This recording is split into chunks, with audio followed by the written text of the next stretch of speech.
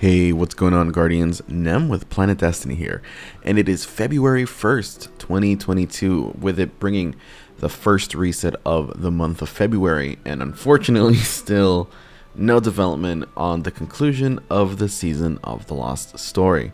So, with that being said, let's go ahead and dive right into the weekly reset. So, of course, as per usual, starting from right to left, we have our Legends destination, which is Vault of Glass with your Pinnacle Source, your 3 matches of Gambit, and your 3 strikes along with your Nightfall. As far as strikes goes, the weekly modifier is going to be Solar Singe, and the dailies is Stasis Thermal Swap and Blackout. As far as the Nightfall goes, this week you're going to be looking at the Proving Grounds strike.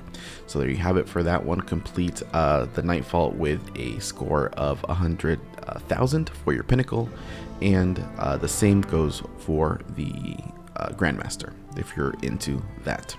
As far as Crucible goes, we have our weekly rotator, which is going to be Showdown this week, and you can complete either 3 matches of Showdown, Control, Rumble, or Elimination for your Pinnacle drop. Over on Europa, we have our simulation, which is going to be Survival this week. Complete that for a Pinnacle, and the Empire Hunt is going to be the Dark Priestess. This one you do have to complete it in the Master difficulty in order to get your Hot and Spicy Pinnacle drop. Over on the Helm, we have something that's just a little bit different. So the Shattered Realm is now going to be on a daily rotation instead of a weekly.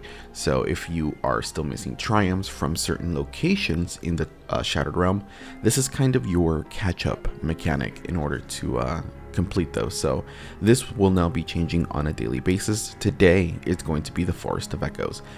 Kill 4 champions in there for your Hot and Spicy Pinnacle drop. Now over on Eternity, of course, we do have the complete with a score of 250,000 or higher, and you do have the Grasp of Avarice dungeon for Pinnacle. Down over in the Tangled Shore, remember that we still do have the exotic quest Presage for a Pinnacle drop, and over on the EDZ we have the Harbinger for Hawkmoon. So get those while you still can, because those 2 missions will be going away once Witch Queen drops in just 22 days. But I believe that covers everything when it comes to Pinnacle. It's so hard to keep track of all the Pinnacle sources nowadays. I'm going to be real with you guys here. So finally, let's go ahead and take a look at Eververse and see what we got going on this week. So, we have the Chinese New Year stuff. So, starting off, we have this Lagomorpha Lunaria exotic emote. This is going to be for the Silver weekly offering, by the way. Hey, it's really neat. The Lunar New Year. The You Think You're Big Time ornament for Xenophage. The Lunar Tiger Shell, the Jubilant Decree emote,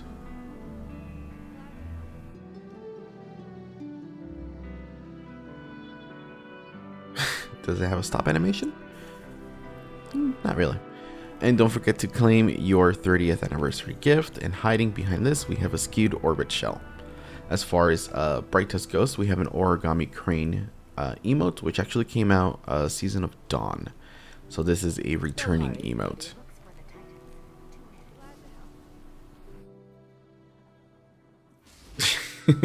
I believe they might have a couple different variations. We have the Taurus Shell, the Lunar Tiger Projection, if you're into ghost projections, and a returning shader, the Grayscale Undergrowth. Again, from Season of Dawn. Over on the other Brightest portion, we have the Festive Sparks emote.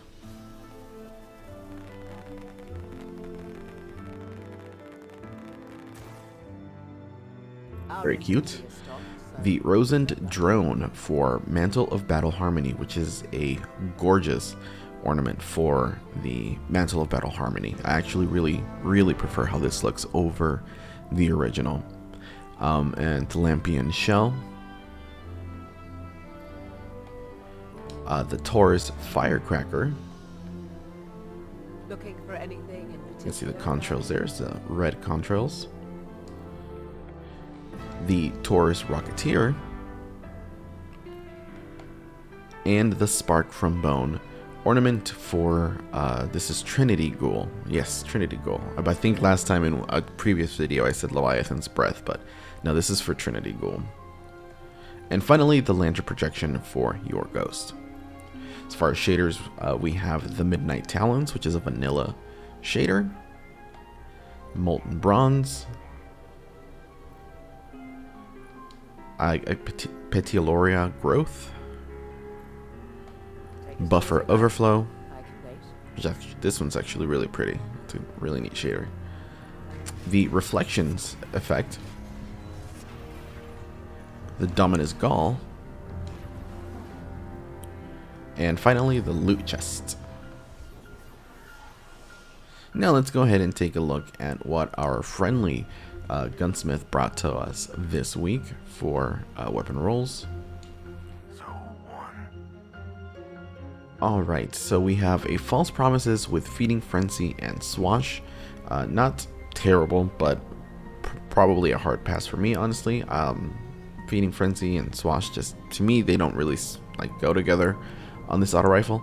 So this is a pass, but as far as perks, we have Chambered Compensator, Full Bore, High Cal Rounds, Light Mag, Feeding Frenzy, Swashbuckler with a Stability Masterwork.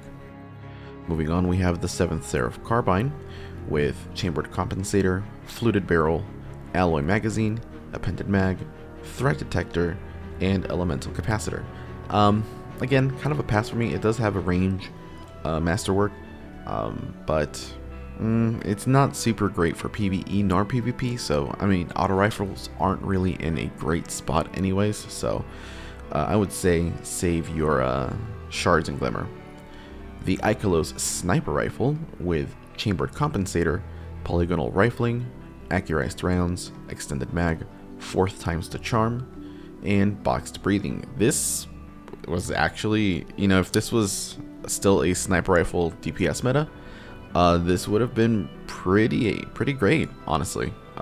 Both 4 times the Charm and Boxed Breathing, it's almost like a baby Whisper of the Worm type of thing.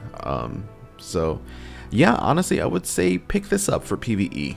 You never know if sniper rifles are going to get a buff to PvE. And if you missed out on Whisper of the Worm, give this one a shot. This is actually pretty decent. The Arsenic Bite, I haven't seen this this bow in quite some time.